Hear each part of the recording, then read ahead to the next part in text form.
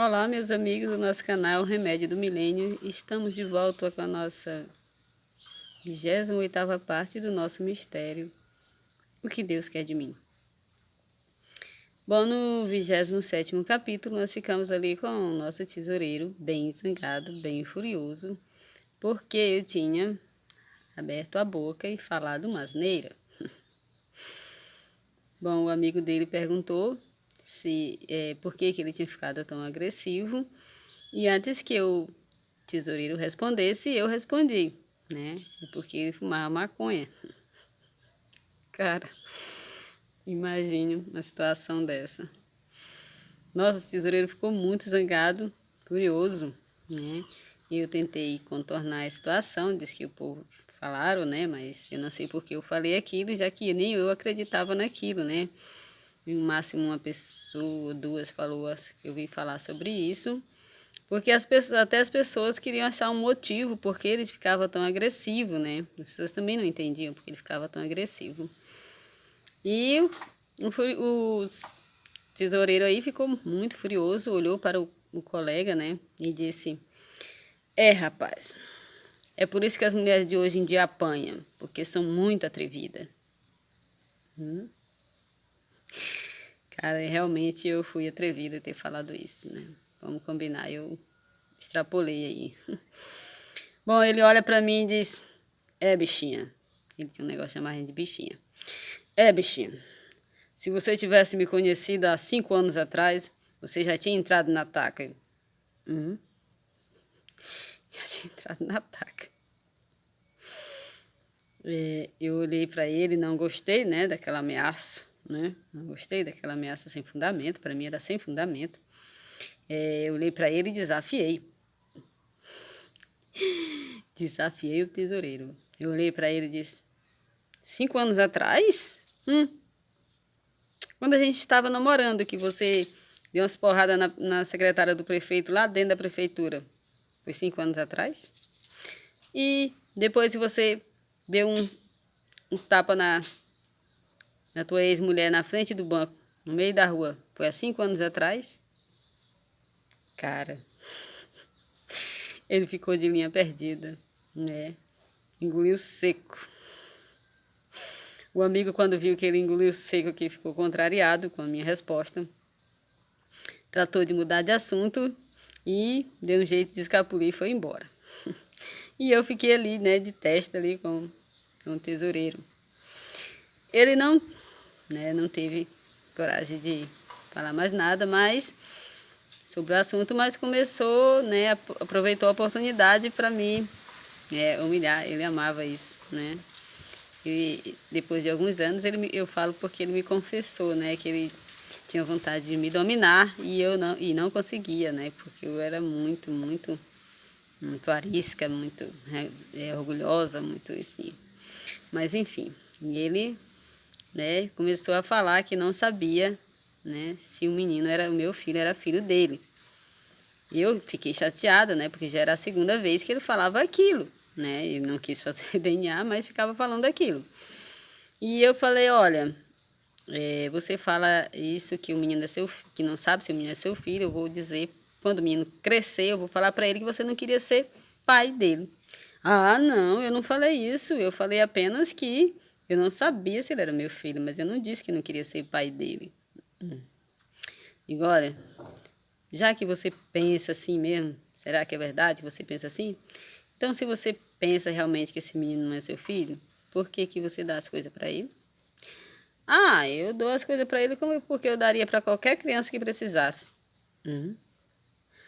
Cara, o tesoureiro estava fazendo de tudo para me humilhar. Eu olhei para ele e disse: cara, você sempre soube que esse menino é seu filho. Você tem certeza que esse menino é seu filho. E você fala essas coisas só para me humilhar. Ele disse: eu? Te humilhar? Eu nunca te bati. E como é que eu te humilhei? Eu nunca te humilhei, que eu nunca te bati. Na conta aí do tesoureiro, eu tava no lucro ainda, que eu não tinha apanhado, né? Que tinha batido, né? As outras ele batia, então eu era ainda a bambambam da história, né? Porque não tinha apanhado, né? Então não tinha me humilhado. Humilhado ele tinha humilhado as outras, né? Que ele tinha batido, a mim não, né? E eu fiquei pensando naquele pensamento retrógrado dele lá, meio arcaico, né? De que humilhar só se tivesse batido.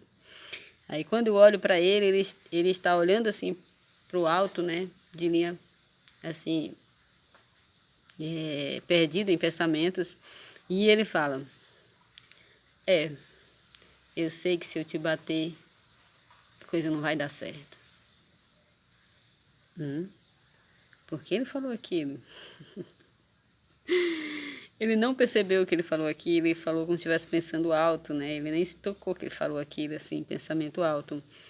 Tenho certeza que ele não falou aquilo em sã consciência, porque atrevido como ele me achava e como eu era, né? Ele jamais, orgulhoso como ele era, ele jamais ia falar aquilo para que eu visse, né? Nem sei se ele teve consciência do que ele pensava ou achava daquele jeito. Foi assim um mistério, foi algo assim quase que sobrenatural quando ele falou isso, sabe? Parece que era para mim aquilo ali, mas eu não entendi. E, na verdade eu fiquei assim, poxa, quem o tesoureiro tem medo? Então eu comecei a pensar, né? Dali a gente se despediu, eu fui embora com o meu filho e fiquei com aquele, né, com aquilo na cabeça, pensando, né? Por que ele falou aquilo? Por que, né, falou aquilo parecendo que estava assim, pensando alto e falou aquilo praticamente com certeza, né, inconsciente. E eu fiquei pensando de quem que ele tem medo, né? Ele tem medo de alguém, né? Será que é o meu pai? Eu falei, não, meu pai não. É um coitado morando na roça, não tem. Não tem medo dele, não tem medo de ninguém. Eu, será que é o secretário? É, o secretário, vestido a valente e tal, só anda meio armado. Não, mas o secretário não, ele é casado, não ia se submeter a isso, né? Eu acredito que não. Até porque não. Não, acho que não. Ah, deve ser o prefeito. É, o prefeito me ama, o prefeito deve ter ameaçado ele. Se acontecesse alguma coisa comigo, né? Se ele me relasse a mão, né? As coisas não iam dar certo. Aí fiquei toda me achando, pensando que era o prefeito. Bom, gente, até o exato momento, aí nesse episódio, eu não sabia que ele tinha um espírito que ajudava ele. Ele não sabia que também tinha um espírito que fazia com que ele ficava agressivo, né? Que foi através da macumba que ele recebeu esse espírito. E eu não sabia também aí na questão da herança que eu tinha, né? Da minha avó aí, a proteção aí de Maria. Então, eu fiquei pensando, né? Será que é o prefeito? Né? Só que não tinha me tocado ainda, que até o prefeito ficou boquiaberto, né, impactado, quando viu ele tão humilde ali na prefeitura, quando eu estava zangada em ponto de, né, fazer um barraco. E até o prefeito queria saber por que ele não era agressivo comigo, né? Então ficou aí eu querendo saber, né, por que ele não me batia, né, porque ele falou aquilo, né? Porque o prefeito também queria saber. E uma terceira pessoa também ficou querendo saber, né? Uma pessoa que conhecia muito bem o tesoureiro e não entendia por que ele não era agressivo comigo, né? Ele tentava me humilhar em palavras, assim, duvidando da questão do filho e tal, mas ele jamais ele gritou comigo, jamais ele usou de palavrão comigo e nem jamais ele me agrediu fisicamente, né? A forma que ele conseguia ainda de se vingar, de certa forma, de mim, era assim, né? Faltando a comida para o filho, às vezes ele faltava, e às vezes ele falava que eu não sabia se o menino era filho dele e tal, assim, mas sempre em tom moderado, né? Ele nunca me agrediu assim, em gestos.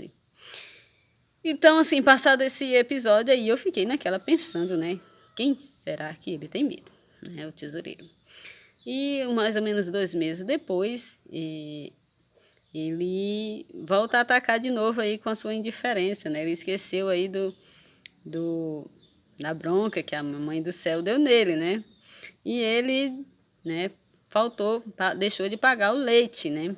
O leite nesse período já era, o menino já tinha uns 8 meses, mais ou menos. E o leite que entregava era um irmão, um amigo meu que era meu vizinho, né?